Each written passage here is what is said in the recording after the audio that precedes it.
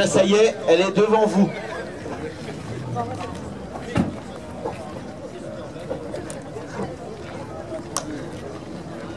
Alors on va dire bonjour quand même à monsieur le boucher Jean-François, qui est donc Centralpine Rennes.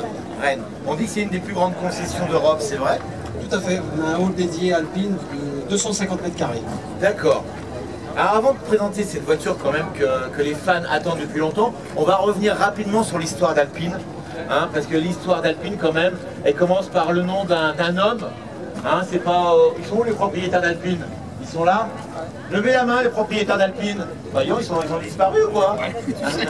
Rapprochez-vous d'ailleurs, voilà, rapprochez-vous les propriétaires d'Alpine, j'aimerais bien vous voir ici. Alors, voilà, venez autour de la voiture, venez tous autour de la voiture les propriétaires. Voilà, monsieur ici. On les remercie tous d'être là aujourd'hui avec leur voiture. On les reconnaît au t-shirt, c'est bien. Voilà. Approchez.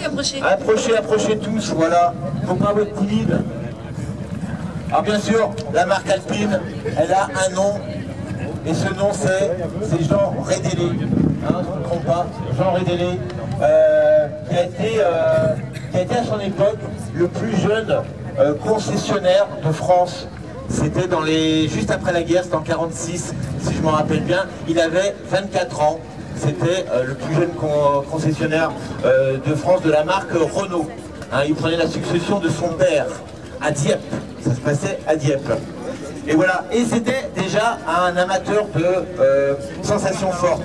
Il a commencé à faire des rallyes. Et il a fait des rallyes, bien sûr, avec quoi? Avec une 4 chevaux. C'était la voiture de l'époque, la voiture qui sortait à l'époque, présentée en 1946 à 4 chevaux. Et tout de suite, Jean Rédélé, il a voulu courir avec cette voiture. Il a obtenu pas mal de succès avec la 4 chevaux en course. Et très vite, il a voulu avoir quelque chose de plus léger, de plus rapide. Donc il a fait construire des carrosseries. Et la première vraiment vraie Alpine, ça a été la 106. On n'a pas aujourd'hui de A106. Je sais que là on a un propriétaire d'A106, il ne peut pas venir avec toutes les voitures. C'est le gamin, pardon. Viens là. Hein, tu es venu aujourd'hui avec une A108, une A110 GT4, mais tu possèdes une A106. Voilà. Alors pourquoi on appelle cette première Alpine A106? Qui c'est qui connaît? Pourquoi elle s'appelle A106?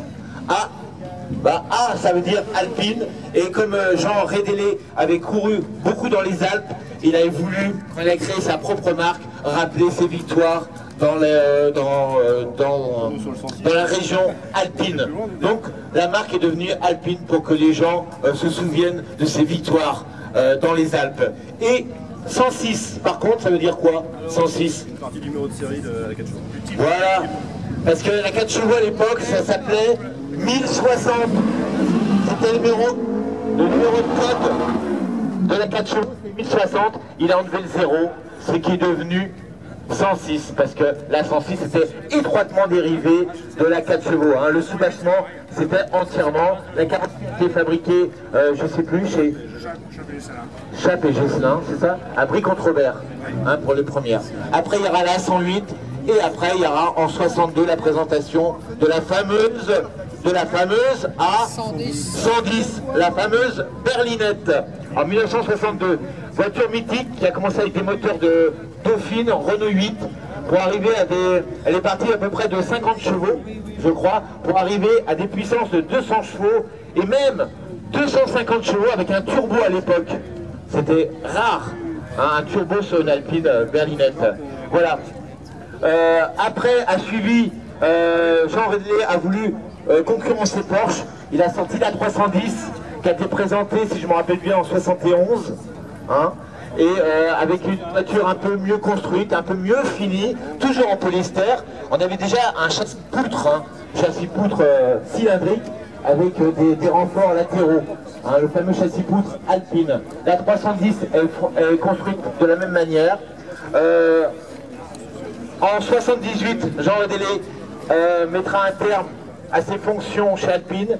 C'est devenu à ce moment-là Renault plutôt qu'Alpine, et la marque petit à petit va changer, et les modèles qui vont suivre, la 610, la GTA, si je me rappelle bien, dans l'ordre inverse, la GTA, la 610, pour finir avec la spéciale Le Mans. Et la marque va s'éteindre doucement en 95, 96, si je me trompe pas. Faut me dire si je me trompe. 95, voilà. Hein, et ce sera la fin de la marque Alpine, parce que Renault à l'époque, faut bien le dire, l'a bien voulu, n'a rien fait pour la sauver. Et la marque Alpine va s'endormir jusqu'à se réveiller il y a quelques années, parce que Renault avait envie de sortir un modèle. Il y avait la demande aussi des clubs, je pense, qui voulaient à nouveau le nom d'Alpine ressort. Et donc Renault les a entendus. Et après plusieurs prototypes, hein, enfin, cette A110, parce qu'on reprend le terme de cette fameuse berlinette qui a marqué les esprits, ça reste le modèle mythique de la marque. Eh bien, on a repris les grandes lignes de cette A110 pour ce produit qui vous est présenté aujourd'hui par la concession. Alors, j'ai fait rapidement, j'ai passé très très vite. Alors, faut pas oublier que les amateurs d'Alpine, ce sont des fans. Ce sont vraiment, c'est pas des gens, des frimeurs. Ce sont vraiment des gens qui sont impliqués dans la marque Alpine. Sortir un produit comme ça, ça ravit certains, mais il y a pour d'autres, c'est plus Alpine. Voilà. Alors, j'ai fait vite. Je te laisse la parole. Voilà. Donc la version que je vous présente, c'est une première édition numérotée. Elle a été produite à 1955 exemplaires. C'est un 4 cylindres, 1,8 turbo, 250 chevaux, 1 tonne 103, et 0 à 100 en 4 secondes 5, 250 km/h en vitesse de pointe. D'accord. Boîte de vitesse automatique 7 rapports. Automatique, au volant. Hein, par palette. Également. Par palette également. Il n'existe qu'un modèle.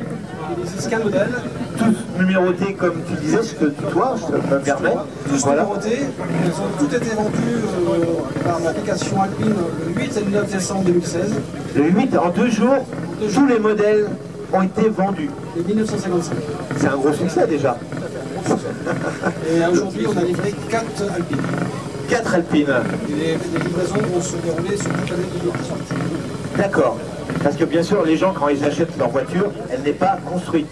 Exactement. Hein, c'est le premier, ils achètent 9 décembre, un numéro. ils ont pris un ticket. Ils ont pris un ticket, voilà. Et la voiture, il y a un délai, donc... Et aujourd'hui, maintenant, on est sur un délai entre 1 an et 1 an et demi. c'est long, hein. Enfin, ouais. C'est long. Donc, aujourd'hui, via l'application, je vous conseille à tous les intéressés de prendre votre tour en versant 2000 €. Ouais. Et en septembre, je vous contacterai pour définir le modèle de votre future Alpine, c'est-à-dire la couleur, les jantes, les sièges, D'accord. une caméra de recul, il y aura des options. Il y aura des options, on peut choisir la couleur dans le nuancier proposé par la marque. Aujourd'hui, la numérotée ne sort qu'en bleu, blanc et noir. Et à partir de la limité. prochaine, il y aura un gris fer, un bleu plus foncé et un autre blanc. D'accord. Donc il y aura 6 couleurs disponibles. Alors tu disais que aujourd'hui les gens ont acheté un ticket, hein, pour le nombre d'Alpines prévu. Mais après ça, qu'est-ce qui est prévu après? C'est toujours le même concept. On verse 2000 € pour prendre son tour. Oui. Et ça nous permet de vous mettre dans la boucle. Ouais. Et ensuite, on valide la commande en septembre. Et à partir de septembre, on part sur un peu moins d'un an de modèle. D'accord, ok. Voilà comment ça va se passer. Donc ça se présente plutôt bien en fait. Aujourd'hui, ça se passe Hein, très très bien. parce que il y avait beaucoup de critiques sur cette voiture. Il faut dire les choses comme elles sont. Il y a eu beaucoup de critiques parce que les gens n'avaient pas essayé, ils l'avaient vu qu'en photo ou comme ça de loin. La presse est très très bonne. La presse est très bonne. Tout à fait. Donc à noter également que le centre Alpine Rennes représente toute la Bretagne, de Deauville à La Rochelle et à Paris. Ah oui, d'accord. Voilà. C'est le Grand Ouest, hein, vraiment. On a vraiment le grand Ouest. Exactement. Les autres centres alpines sont où? Il y en a d'autres quand même. Le plus proche est à Deauville, Deauville. La Rochelle Ouais. et Paris. Et il n'y en a pas d'autres dans le sud Non, il n'y en a pas d'autres. Ah d'accord, ah, je pensais qu'il y en avait d'autres. Il y a exactement 20 centres alpines en France. 20 centres alpines en France, qui sont tous opérationnels là actuellement. Ils sont tous opérationnels. Ouais d'accord, c'est pas une prévision, c'est actuellement... ouais, Donc voilà. À l'étranger également, à l'étranger, en tout, il y a 50 centres. 50 centres dans toute l'Europe. Toute l'Europe. D'accord, bien. Alors on va détailler cette voiture quand même de près, on va dire. Donc on va commencer maintenant. Ça d'abord possède 2 coffres. Elle possède deux coffres, ça c'est intéressant. Donc un coffre de 96 litres à l'arrière, Qui est plutôt limité. Hein. plutôt limité. Ouais, ça sert d'une grosse boîte à gants, on va dire. Grosse boîte à gants. Grosse boîte à gants. Ok. Et à l'avant, je vais vous présenter On rappelle quand même qu'on a affaire à un modèle à moteur central. le moteur central arrière, Ce qui est logique qu'on ait deux coffres. que je ne pourrais pas vous présenter parce qu'on présente en atelier, C'est compliqué. il faut démonter la lunette arrière. Il faut démonter la lunette arrière, d'accord. Donc vous ne verrez pas le moteur. Mais sachez qu'il se positionne en position donc, centrale arrière. Et à l'avant, un coffre de 100 litres qui permet de mettre deux valises cabine. Alors qu'est-ce qu'on appelle valise rigide? Valise rigide cabine, type avion. Ouais, pas trop épais, épaisse quand même parce que c'est pas très profond. Pourquoi c'est pas très profond? Parce qu'on a des éléments mécaniques. On a la suspension, le châssis. Peut-être un réservoir qui se trouve, non? Donc le réservoir, oui, il y a un réservoir également, il y a un réservoir de liquide d'Avigas. D'accord, Elle a été conçue de cette façon. d'accord. Bien sûr, on a affaire à une carrosserie qui n'est pas en polyester, contrairement à toutes les Alpines, Un châssis aluminium à 96%. à 96%. Aluminium. D'accord. Un châssis rifté. Une carrosserie, donc aluminium, on entend Exactement, bien. oui. Une carrosserie aluminium, c'est très noble l'aluminium, c'est très léger. Et donc là, on quitte vraiment les vraies Alpines qui étaient en polyester. On est parti sur autre chose. Donc, pour optimiser le poids jusqu'au siège, on a des sièges Sabelt qui font 13 kg chacun. 13 kilos. Alors Sabel, c'est quoi? C'est la marque de... Je me permets. Allez-y, allez-y. Voilà, je peux m'installer à bord. Allez, bien au contraire. Alors je vais m'installer avec un petit rappel des fameux sièges qu'on avait sur les berlinettes, hein, à losange, légèrement ressemblant, légèrement. Alors bien sûr, on est bien calé déjà dès qu'on se met, hein, on est bien calé dans le siège. C'est une sportive bien sûr. Hein, il faut que le corps soit bien maintenu. Intérieur entièrement noir, avec des touches légères, je dirais d'aluminium, je pense, hein, inox. Vous allez me dire. Aluminium. Hein, aluminium, voilà. Aluminium brossé. Aluminium brossé. À noter la petite plaque, comme c'est une version numérotée. Je vous laisse lire le numéro. Alors ça s'enlève? Ah non, ça fixe. s'enlève pas. La plaque, elle est en dessous. Voilà. Regardez, on peut ouvrir de l'autre côté, je pense. Ah oui, allez-y, ouvrez. Voilà, ouvrez bien. Regardez cette plaque qui se trouve ici. Vous voyez peut-être un numéroté. On est sur quel numéro là? Alors là, j'ai pas mes lunettes. On est sur la numéro 708. 708, voilà. La 708 sur les 1955. Sur les 1955. On aurait pu aller jusqu'à 2000, non? Pour faire un contron. Ah non, Non. 1955, c'est l'année de création. Ah oui, bien. Je ne l'ai pas dit tout à l'heure. La création d'Alpine, 1955. Et c'est pour ça qu'on est resté sur ce chiffre. Exactement. Ah, c'était bien de le préciser. Très très bien. Donc on a bien sûr une boîte de vitesse à palette. palette. Comme toute sportive aujourd'hui qui se respecte. Bien sûr, moteur central arrière. Donc, ce qui inclut des places arrière. Hein. Ça n'inclut pas de place arrière, c'est deux places.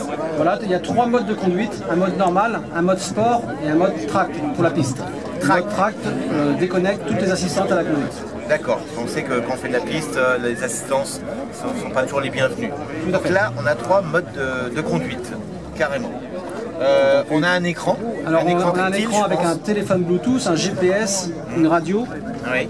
un régulateur, un limiteur de vitesse, un démarrage sans clé, fermeture sans clé, ouverture sans clé, rétro-rabattable, la climatisation bien sûr, On a une clim, bien sûr, comme vous disiez. voilà, des ports USB. On trouve tout le confort qu'on peut trouver sur une voiture de tous les jours, en fait. C'est un véhicule Malgré- très polyvalent, Très on polyvalent. peut rouler tous les jours avec. On peut rouler tous les jours si on le désire. C'est pas uniquement sportif pur et dur. Hein. C'est une voiture polyvalente, comme on pourrait le dire. Exactement. Et on a rappelé 0 à 100 à 4 secondes 5, peu de voitures Ouais. réalisent ces performances. Faut rappeler quand même le prix de cette voiture, on l'a peut-être pas précisé. Alors, le prix était unique, 58 500, en bleu, blanc ou noir. Unique. Voilà, pas Un prix d'option, unique. prix unique. D'accord. Et les prochaines versions démarreront à 54 700, donc elles seront entre 54 700 et 60 000 euros. Mais avec des options possibles. Avec des options possibles cette fois-ci. D'accord.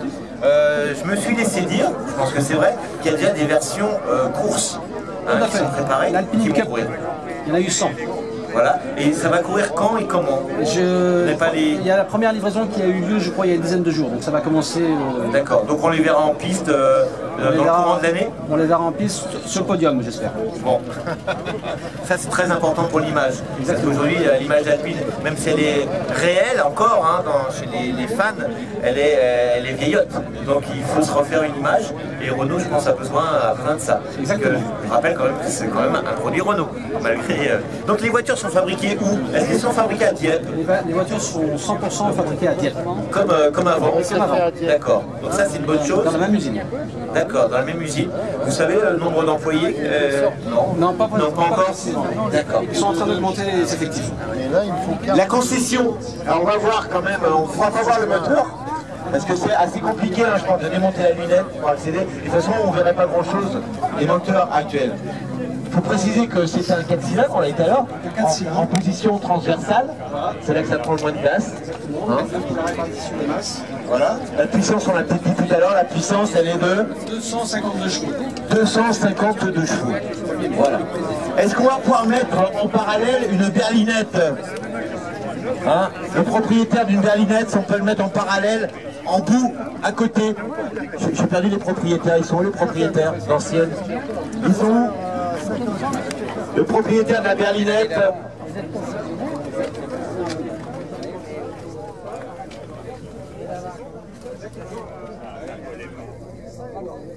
Est-ce qu'on peut mettre une berlinette en parallèle face à l'autre? Non, je ne vois plus. Les gens sont pressés aujourd'hui. Hein. Donc il ne reste plus que toi. Et ça tombe bien, elle est bleue. Donc tu la mets de ce côté-là, devant, nez contre nez, s'il te plaît, pour qu'on se rende compte quand même de la différence de taille quand même. Hein. Aujourd'hui, de toute façon, on ne peut plus construire des voitures aussi petites. Hein, il y a des tas de choses qui rentrent en ligne de compte, on ne peut plus. Par contre, c'est pour voir le rappel de la ligne, hein, ça va permettre... Les gens qui achètent aujourd'hui ce genre de produits, est-ce que ce sont des gens qui achètent des Alpines? Ce sont Tu l'as dit tout à l'heure, beaucoup de passionnés. Soit qui ont une Alpine, soit qui en ont une, leurs parents, leurs cousins. C'est vraiment des vrais passionnés. C'est pas un choix anonyme. On achète une voiture comme ça parce que ça nous rappelle vraiment la berlinette ou notre modèle Alpine. Alors comme vous pouvez le voir, la couleur, hein, elle est très ressemblante. La forme générale, bien sûr générale, hein, est assez ressemblante. Ne cherchez pas vraiment les détails. C'est une forme générale assez ressemblante pour rappeler la voiture mythique de chez Alpine qui reste quand même, comme je le disais tout à l'heure, la berlinette. Hein. Même s'il y a eu d'autres modèles aussi mythiques, la berlinette, ça reste la voiture qui a été quand même la première voiture française à être championne du monde. C'était en quelle année? En rallye? En 60, en 73, d'ailleurs c'était la première année où il y avait un champion du monde et Alpine a battu Fiat et Ford cette année-là. C'était pas rien, avec des grands pilotes comme Darniche, Terrier, Nicolas, et Antoinette, et j'en passe et des meilleurs. Cette année-là, ils ont pratiquement tout raflé. Et c'était la grande époque Alpine. Après, ça va s'éteindre tout doucement. Vous pouvez voir quand même qu'au niveau gabarit, comme je le disais, bien sûr, elle est beaucoup plus petite, hein, la vraie, que celle-ci. Quand vous prenez, pareil, une coccinelle ancienne et la Green Beetle, c'est pareil, elles sont plus grosses. La 4500, la nouvelle, voilà, on est plus sur la même catégorie, on peut plus faire aujourd'hui des petites voitures. Bon, ce sera avec des petits moteurs. Donc voilà, la ressemblance, elle est assez frappante. Il faut dire que la berlinette, quand même, avait un 4 cylindres en position arrière, porte-à-faux. Rien à voir avec celle-ci qui est en mode central. Le moteur ici, si on peut le voir, on va découvrir.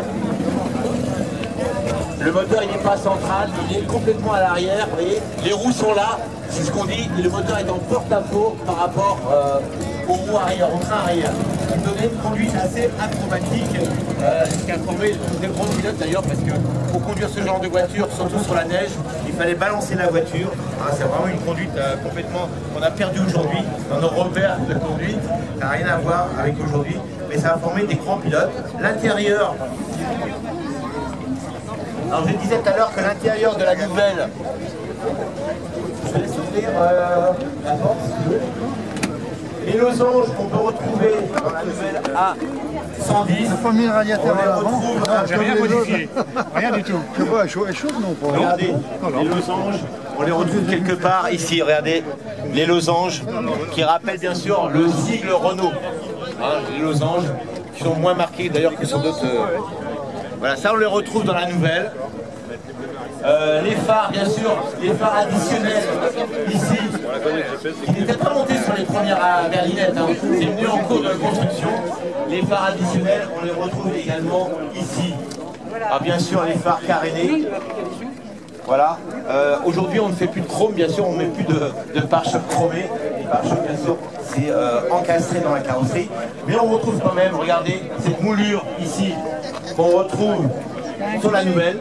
Plein de petites, comme ça, marques, la marque Alpine en lettres détachées, chromées, c'est bien de le signaler. Les portières, regardez. Vous savez pourquoi ça a été dessiné comme ça? Parce que les toutes premières avaient un refroidissement ici pour le moteur. Et après ça a été bouché. Mais la moulure est restée. Et sur la nouvelle A110, on retrouve cette moulure qui a fait qui rappelle la berlinette également. Voilà. On a quoi encore comme ça, comme petite stigmate qui rappelle Il y a juste la lunette arrière également, regardez la forme de la lunette arrière qui rappelle également, donc beaucoup comme ça de petites choses quand même qui rappellent l'ancienne A110. C'est vrai? Le toit, je te coupe pas, excuse-moi. Le toit qui est moulé, qui permet de mettre un casque, sinon ça serait trop bas et le casque toucherait. D'accord, c'est bien de le rappeler. Il y a juste l'arrière qui est un peu différent de la berlinette. Autant la berlinette a un arrière un peu creusé, hein, mais qui n'est pas aujourd'hui un modèle d'aérodynamique. Et donc là, l'arrière, là on retrouve une autre forme différente. Mais dans l'ensemble, on a plein de petits clins d'œil, on va dire, à la berlinette. Alors on va interroger, où sont les propriétaires de berlinette, d'Alpine? On va les interroger. Alors on va aller là-bas. Sur ce qu'ils pensent de cette... Allez. Alors, non? Alors, qu'est-ce que tu penses de la nouvelle berlinette? Est-ce que c'est une bonne chose que la marque Alpine aujourd'hui renaît? Oui, c'est une bonne chose. Hein. Ouais. Bien que ça n'a rien à voir avec les anciennes, mais la marque Alpine renaît, moi je pense que c'est une bonne chose. Oui, voilà. Ouais. Au niveau des lignes, tout ça, ils ont fait un bon travail. Ouais, je pense aussi. Et ton papa, il pense la même chose? Oui, c'est la même. Il n'y a pas de problème. Il y a plein de petits clins d'œil comme ça. Oui, tout à fait. On retrouve bien les grandes lignes de l'ancienne. Et si on voulait vraiment ressembler à une Alpine, c'était bien la berlinette qu'il fallait choisir parce que ça reste quoi? La voiture mythique pour les clubs. Oui, c'est sûr, c'est l'emblème de la marque. Ouais. C'est celle qui a fait connaître la marque Alpine. En rallye et pour les patineurs. Même sur la route, on le ressent ça. Ouais, c'est vrai. Ah oui, les gens font un petit coucou. Il y a toujours le côté sympathique qui reste. D'accord. Il y a d'autres gens qui ont des Alpines ici? Allez, alors toi tu as une A310. Elle est là-bas en face. Elle est en face. Tiens, on va aller à côté. Hein, alors l'A310, viens avec moi. Hein, on va essayer d'être rapide. La 310, elle a remplacé la berlinette. Oui. À l'époque, les gens criaient ouais au scandale parce que la berlinette c'était la berlinette. Oui. Et là, on a affaire à une carrosserie complètement différente. Voilà. Il y a eu la 4 cylindres. La 4 cylindres. Hein. Je rappelle que la 310 a été présentée au Salon de Genève, si je me rappelle bien, en 71, ouais. Hein, sous forme de prototype, ouais. Et avec le 4 cylindres de la berlinette, voilà. Même s'il était prévu pour accueillir un V6. Oui. Ah, oui, il y a eu le V6. Le V6 qui est arrivé en 76, oui, avec une boîte 4 d'ailleurs. Ouais. Hein, oui, c'est vrai. Alors pourquoi? Parce que Jean Redélé voulait concurrencer Porsche. Ça a toujours été son... Ah, ouais. Ça a toujours été son rapport de force. Oui, c'était une 2 plus 2 là. Bien, et là on avait une 2 plus 2. Alors que dans la berlinette, non, c'était pas possible. Le moteur était toujours en porte-à-faux. Parce que toutes les Alpines ont toujours des moteurs porte-à-faux. Toutes là. Voilà. Aujourd'hui on ne peut plus fabriquer, même si Porsche produit encore un modèle en porte-à-faux, je crois. On ne peut plus aujourd'hui produire un modèle avec un moteur arrière, c'est trop compliqué. Ouais. Central, c'est mieux, c'est central. Central, c'est ce qu'il y a de plus neutre, on va dire. Donc, la 310 a été produite de 72 avec les 4 cylindres, avec 76 avec le V6, jusqu'au début des années 80, oui. Avec la PAC GT. Oui. On rappelle, c'est le kit que tu as toi, voilà. Le PAC GT. Et après, pour laisser la place à la GTA. Il est où le propriétaire de la GTA? Il n'est pas là? Le propriétaire de la GTA, je ne sais pas si tu connais. La GTA qui va remplacer la 310 dans les années 80. Je ne me rappelle plus à quelle époque. Au milieu des années 80. Si on avait le propriétaire, ça aurait été bien. La GTA. Et là encore, même si derrière le propriétaire. Bonjour. Bonjour. Alors tu disais que la 310 va laisser sa place à la GTA. C'était à quelle époque exactement? 1985. Elle est sortie en avec un et un an après, la V6 est sortie en V6 2,5 litres ouais. Ça fait 200 chevaux. 200 chevaux. Le moteur est toujours en porte-à-faux, hein? Le V6. Oui, toujours en porte-à-faux avec un châssis poutre et une carrosserie en polyester. En polyester. J'ai peut-être pas précisé, mais pratiquement toutes les Alpines ont un châssis poutre avec une carrosserie en polyester. Et juste la première, la 6 qui était sur un soubassement de 4 chevaux. Autrement, toutes les autres, ce châssis poutre était très très rigide, hein, qui a tout à fait la noblesse de la marque, on va dire ça. Donc la GTA a été produite jusqu'en 1991. Il y a deux modèles en sécurité. La première version s'appelle 8000 avec une couleur spécifique qui est rouge foncé. Et il y a un petit logo avec un blanc. Ouais. Alors c'est en hommage à la 8000 qui existait déjà sur la version à 100 000 avant. Ou à 106, je crois. Il a participé à cette fameuse course. Voilà. Alors l'icône, c'est sur cette version GTA, c'est la version Le Mans qui est sortie en 1990. Alors on avait une très belle tout à l'heure, mais malheureusement elle est partie, une bleue. Alors c'est un kit carrosserie qui refait tout à fait la ligne du véhicule. Alors malheureusement elle était à l'époque catalysée, donc elle sortait 185 chevaux. Donc Alpine a sorti un kit Danielson pour ramener la puissance à 210 chevaux. 210 chevaux, c'était bien intéressant. Oui. Alors on avait surtout des pneumatiques qui étaient différents. On avait plus d'adhérence sur ce véhicule-là. Et aujourd'hui, le Mans, on arrive sur des 50 000 €. Il faut en trouver les gens. Oui, alors. Ça ne compte pas les rues quand même. Il y a l'expert, je crois que c'est plus. Et là, on arrive à la dernière Alpine. Alors, en 95, ça va s'arrêter. Alors, après la Le Mans, donc est sortie la 610. Ah oui, la 610. Ouais. J'ai oublié. Donc, en fait, Il n'y en a pas là? la 610 est plus lourde. La 610 est basée sur la V6 Turbo, la GTA, qui était prévue à l'export aux États-Unis avec AMC, American Motor Corporation, qui appartenait à Renault, que Renault avait revendu à Chrysler. Donc, le projet a été avorté. Quelques GTA étaient sortis en version États-Unis et Inglaterre, mais cette version-là, elle avait une caisse renforcée pour passer les crashs. D'accord. Elle fait 200 kg de plus. D'accord. La 610. Et ça sera la dernière Alpine. Oui. Voilà, avant la renaissance de la marque. Voilà. Merci à toi. Voilà, je crois qu'on a été complet. On a actuellement 342 véhicules sur le site. 342 véhicules. Voilà, on va revenir vite fait à cette nouvelle A110 qui va nous quitter. Hein, on va remercier quand même... On va remercier la concession qui se trouve, je crois, sur le site de la chapelle des Fougerets, bien visible de la 4 voies qui va à Saint-Malo. Des Alpines, nous avons un site dédié au sport premium. Nous avons 25 véhicules, toutes marques de sport. Toutes marques, d'accord. D'occasion, bien sûr. D'accord. Et donc ce site s'appelle Centre Alpine Rennes, voilà, vous pouvez aller voir sur ce site, il y a aussi des véhicules d'occasion, de prestige. Voilà, on va vous remercier, merci beaucoup d'avoir présenté avec nous cette nouvelle Alpine qui, je suis sûr, va devenir un icône, j'en suis persuadé. Voilà, vous pouvez l'applaudir, merci à la concession Alpine de Rennes, vous pouvez les applaudir, cette voiture est vraiment quand même fantastique. Voilà. On va présenter, pour finir, la moto. Excuse-moi d'avoir été un peu long. Pour finir, on va présenter la moto